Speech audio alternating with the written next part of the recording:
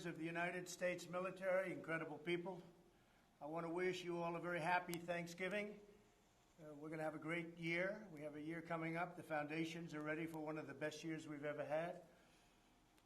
We have with us 6 units deployed all across the world, representing every branch of the armed forces. Many of you are very far from home, but today we hope you know that millions of American families are praying in gratitude for the sacrifices you make and the incredible, absolutely incredible job you do.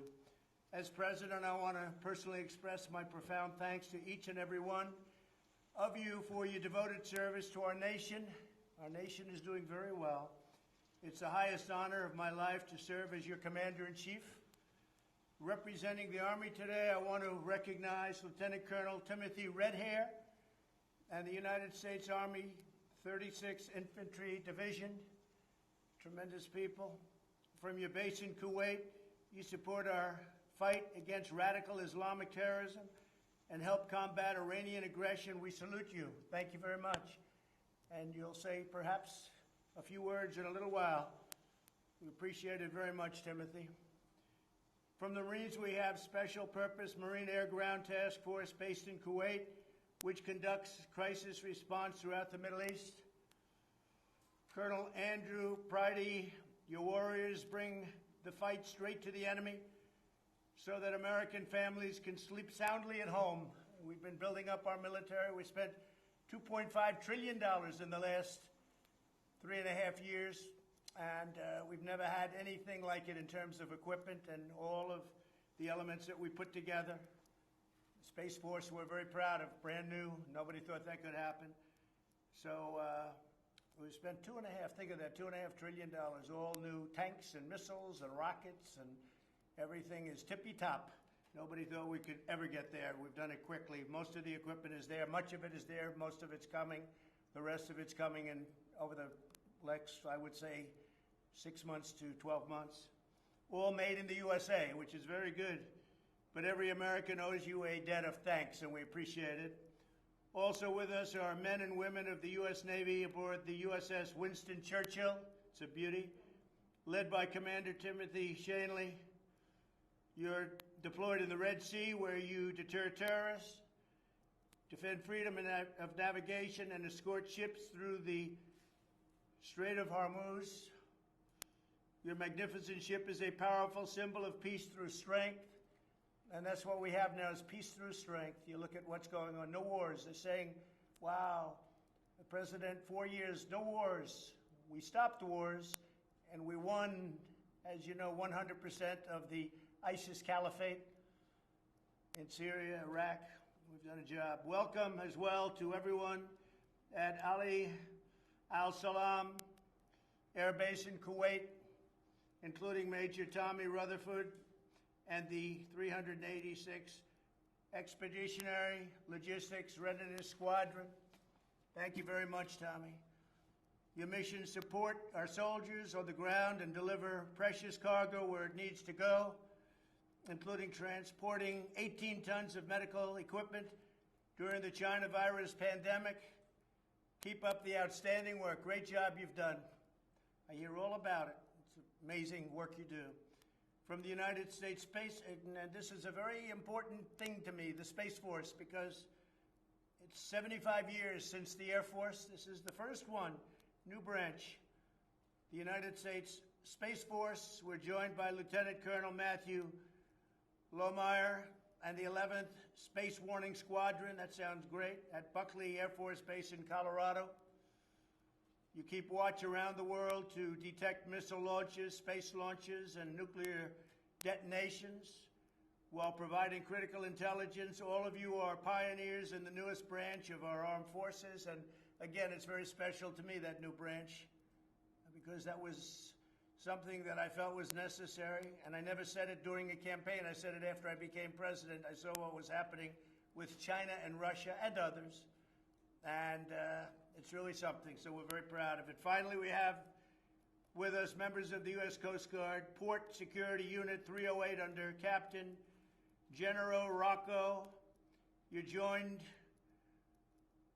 with us from Guantanamo Bay, where you secure our coastal waters, combat drug traffickers, escort vessels, and protect our forces in the region. On American shores and beyond, the Coast Guard has always made America proud. I want to tell you, I was here 2 years ago in Texas. You saved thousands and thousands of people. That was incredible, the job the Coast Guard has done. And now we have all new ships coming to the Coast Guard. You had old ships, and they were as good as they could be, but they were very old. And now you have brand new Coast Guard ships, and it's my honor to have gotten them for you. Today I send you the love, gratitude, respect, and prayers of our entire nation. Once again, I wish you a very happy Thanksgiving. You're doing an incredible job, and your country is doing well. We just set a record in the stock market, over 30,000 in the Dow Jones Industrial Average. Over 30,000. Think of that. Nobody ever thought we were going to hit that. During a pandemic, the whole world is suffering this tremendous pandemic, not just us, the world. And you wouldn't know that to listen to the news reports, but the whole world is suffering. And we are rounding the curve. The vaccines are being delivered literally. It'll start next week and the week after. And it'll hit the frontline workers and seniors and doctors, nurses, a lot of people going to start, and we're going very quickly. 2 companies already announced, a 3rd one coming up, and a 4th and 5th one coming up soon also. So it's, some people have called it really a miracle. Could have taken 4 or 5 years to do this. Normally it probably would have taken 4 or 5 years, just getting it through the FDA. We pushed it very hard. But I want to thank you all. I want to wish you a happy Thanksgiving. And let's, maybe if we could start, anybody would like to raise their hand, go ahead. We'll start with you. Sir, good evening, Mr. President. On behalf of Task Force Spartan, 36th Infantry Division Command Team, Major General Pat Hamilton, and Sergeant Major Jim Horn, I'd like to take this opportunity to say thank you for speaking with all of us, and happy Thanksgiving to you and yours as well. Thank you very much. If you don't mind, I'd like to go ahead, sir. Yes, go ahead, please. I was just going to take a couple minutes out to introduce some of the folks sitting around me that are here in Kuwait. Specialist Green to my right, she's from Baton Rouge, Louisiana. PFC head directly behind me is from Seguin, Texas. Again, one of the most important people as a battalion commander is my Command Sergeant Major Daniel Castro directly behind me. And then I've got Specialist Carr and Specialist Jimenez, and these soldiers do an outstanding job, sir. That's fantastic. And how is Kuwait doing? It's doing well, sir. It's doing quite well. We just recently got here. We're looking forward to continuing our mission. That's great. Well, you're doing a fantastic job, and we appreciate it. And thank you very much, Colonel. Tremendous to be with you. Happy Thanksgiving. Say hello and a happy Thanksgiving to everybody. And we'll see you soon. Thank you for the job you do. Absolutely. Appreciate it. Absolutely, sir. Thank you. Thank you. Colonel, go ahead, please. Marine Corps.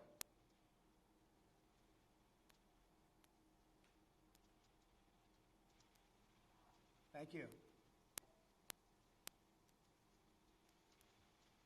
Andrew, go ahead, please, if you're ready. Does he hear me? Maybe not. Oh, there he is. Is that Andrew? Marine Corps? Good afternoon, Mr. President. Happy Thanksgiving. As you said, Special Purpose Marine Air Ground Task Force deployed here from, I've been here since May, and we deployed in February. We have Marines in 9 countries. Obviously, very responsibility here at CENTCOM, and it's truly an honor to serve. And I really want to take a quick moment to recognize Sergeant Romero Vasquez, who's sitting to my left. He's from Los Angeles, California, and a great Marine serving here in the MAGTF. Sergeant, go ahead, please. Thank you. It's an honor to meet you, Mr. President. Just talking to you in person, it's a really great honor, and it's a great place here in Kuwait. You know, I love what I do. I love serving my country. Thank you very much. Great job. We appreciate it very much. Well, thank you very much, and good luck with everything. Happy Thanksgiving to everybody, please. Thank you. Thank you very much. The Navy. Tim, go ahead. Hey, good evening, Mr. President. This is Commander Tim Shanley, CO of the USS Winston S. Churchill, currently patrolling the waters of the Middle East. On behalf of the 352 sailors that are assigned to our ship, I'd like to wish you a happy Thanksgiving, sir. We've been underway since this, we deployed earlier this summer, and we got underway. We've traveled over 30,000 miles so far through the Atlantic, the Mediterranean, Red Sea, all the way to the Arabian Gulf and back. So we've sustained some solid operations out here, conducting escort operations, overwatch, counter piracy, counter illicit trafficking. And one of the things I wanted to highlight, sir, was the visit board search and seizure team that's right behind me. We got Lieutenant J.G. Harris, OS2 Robinson, GM2 Larkin, GM2 Cyprian, GM2 Medina, ICC Cornell, and we have RS3 Coleman. Directly to my right is my executive officer, Commander Brian Anthony, and to my left is Command Master Chief Juan Navarro.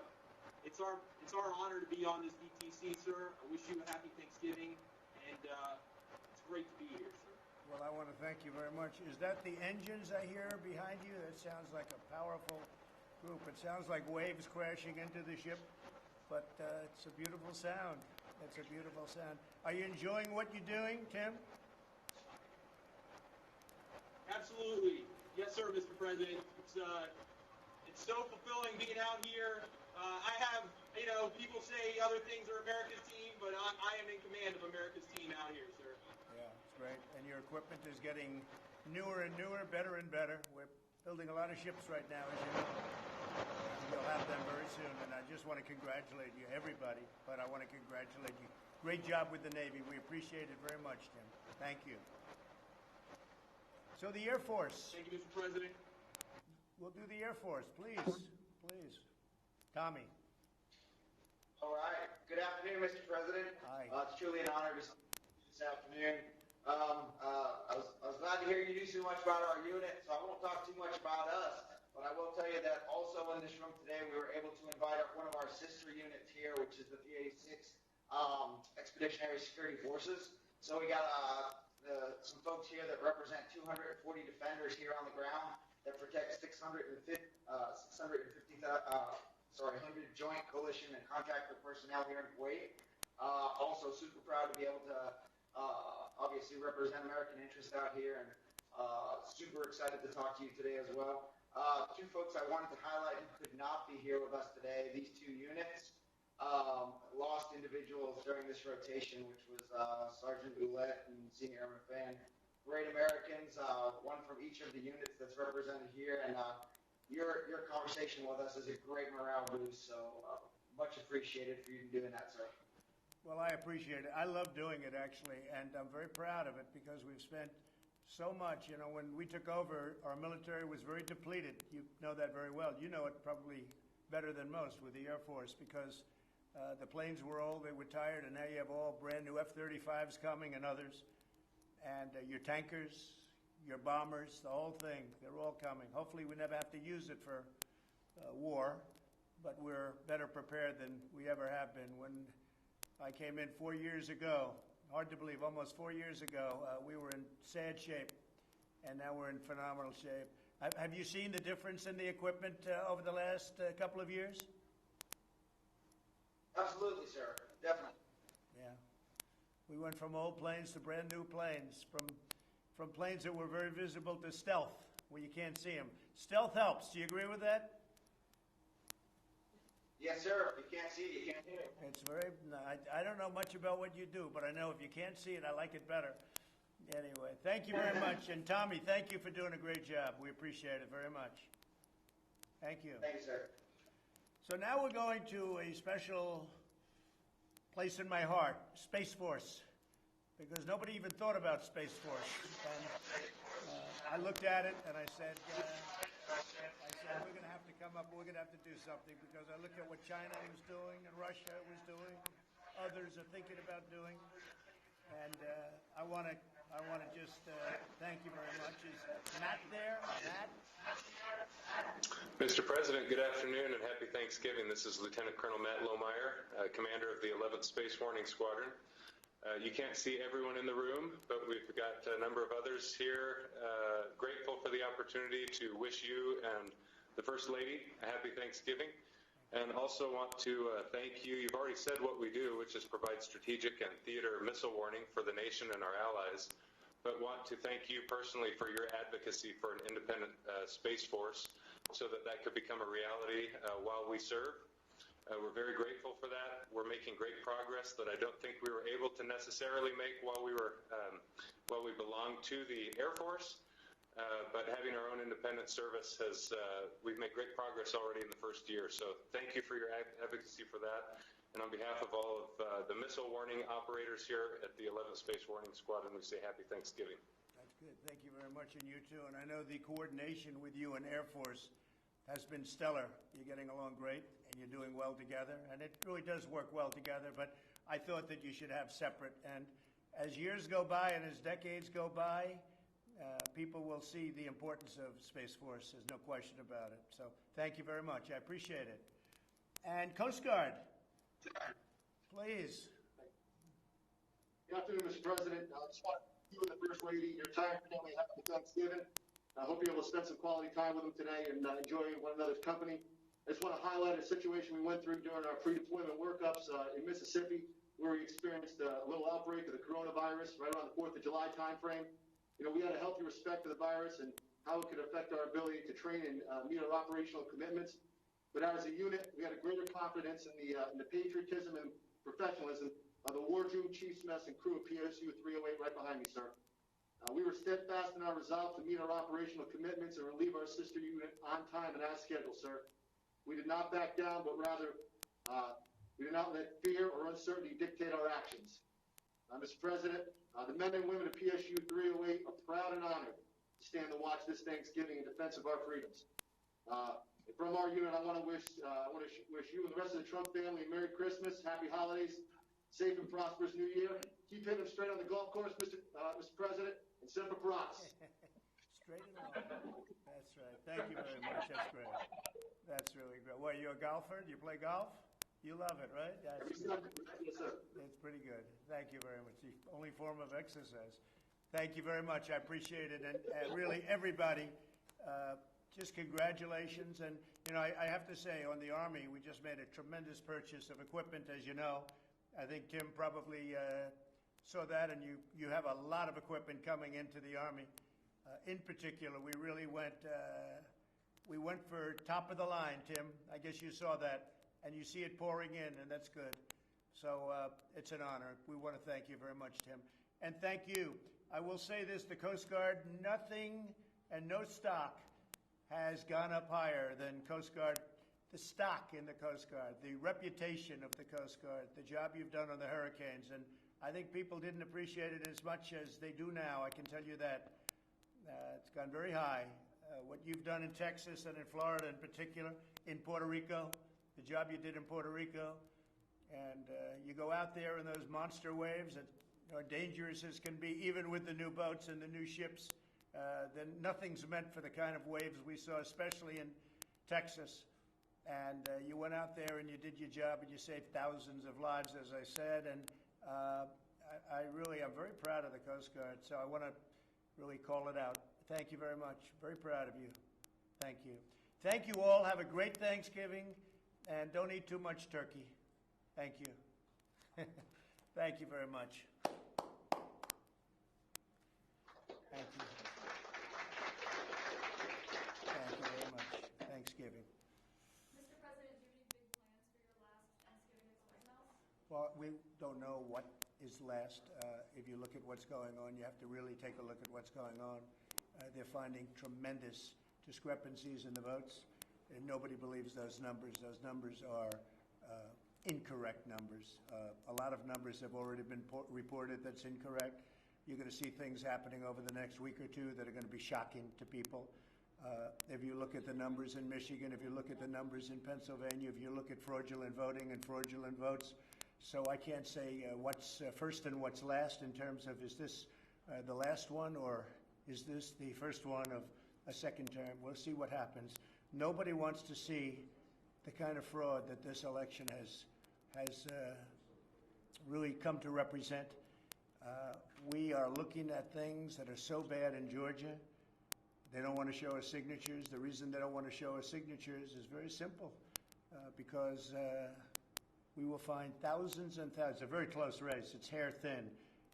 But we'll find thousands and thousands of discrepancies, fraud. Why they aren't wanting to show those signatures is amazing. They're doing recounts, and even in the recount, they found thousands of votes that were off. But now we want to look at the signatures, and you will find tens of thousands of false ballots, forged ballots. You'll see it all over. You're going to see a lot of it. And you go to Pennsylvania. You saw the meeting we had yesterday with Pennsylvania. You saw people come up, they went to vote, and they said, no, you can't vote. Somebody else already sent in a ballot, and a woman. But this is happening tens of thousands of times. I think it was 600 and some odd thousand, 687,000 fraudulent votes cast in Pennsylvania. And I will tell you, if you look at the State House now, the Republican State House, they're starting to see what's going on there. But they've really known it for a long time. Then you go to Michigan, and you look at what happened in Wayne County in Detroit. I went through a list. I went almost every county, and you see it, almost every, by 78%, 72%, 68%, going through the list. Then you get to Wayne, and something happened. Tremendous numbers. You saw the canvassers. They refused to sign their document because they said, we can't sign a fraudulent document. Horrible things went on. That's in Wayne County, Detroit. But you look at the votes that were just tabulated, and they were left today. Look at all the counties. I won almost all of them, except Detroit was so egregious. It was phony.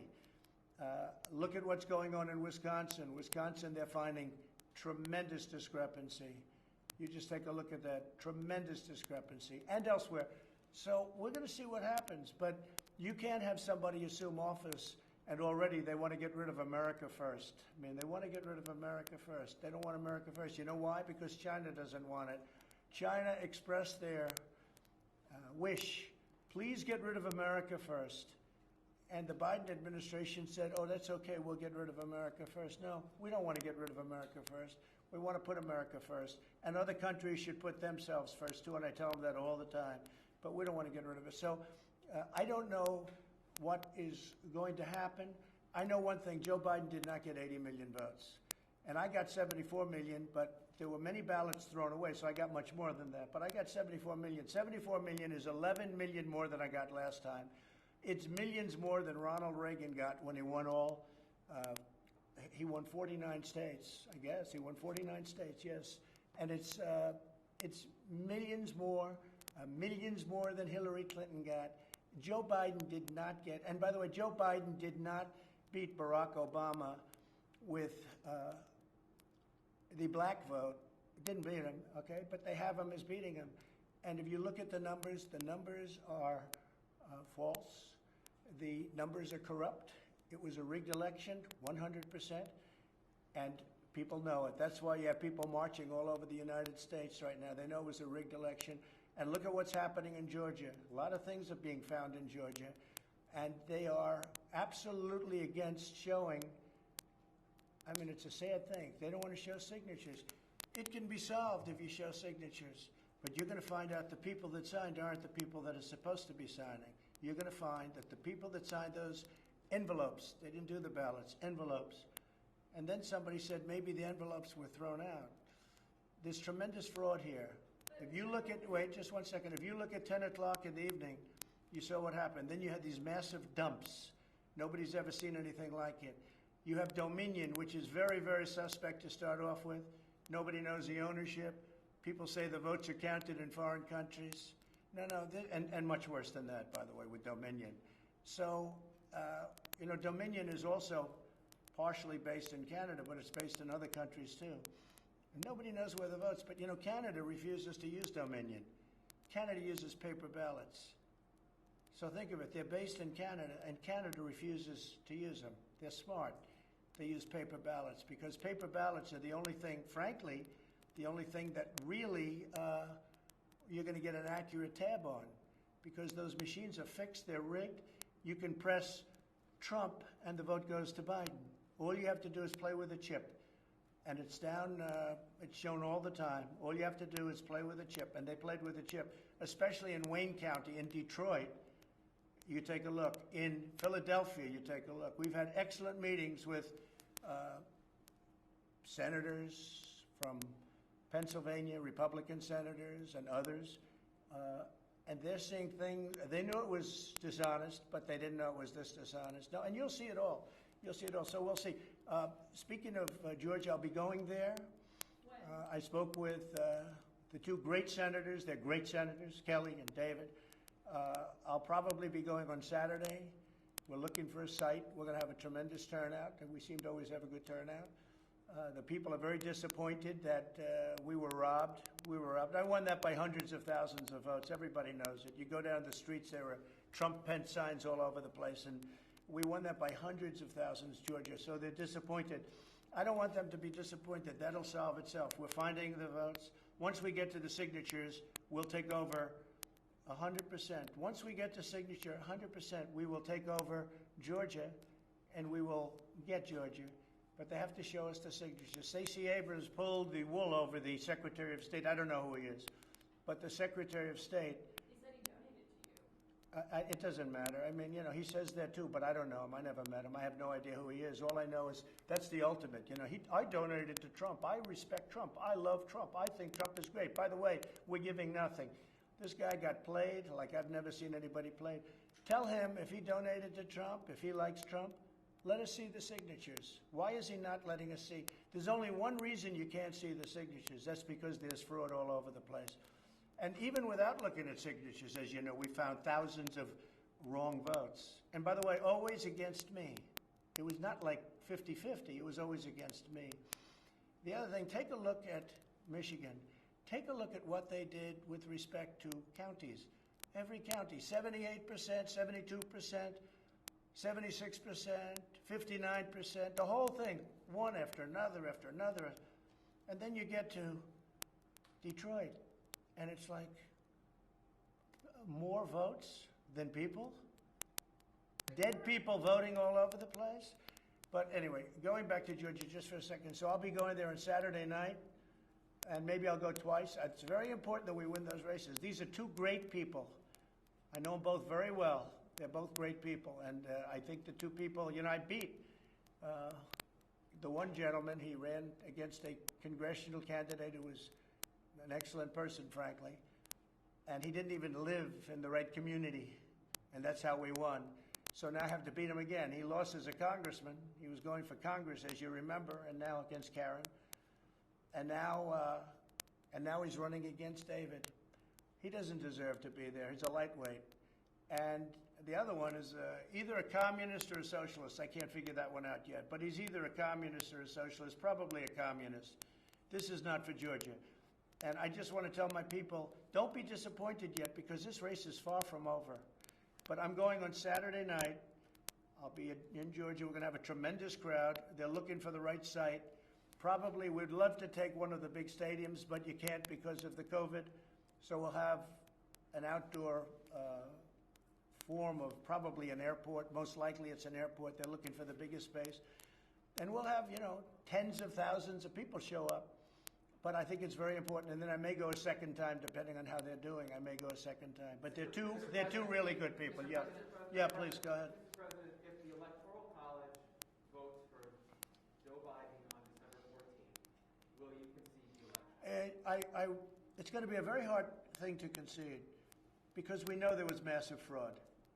So as to whether or not I can get this apparatus moving this quickly, because time isn't on our side. Everything else is on our side. Facts are on our side.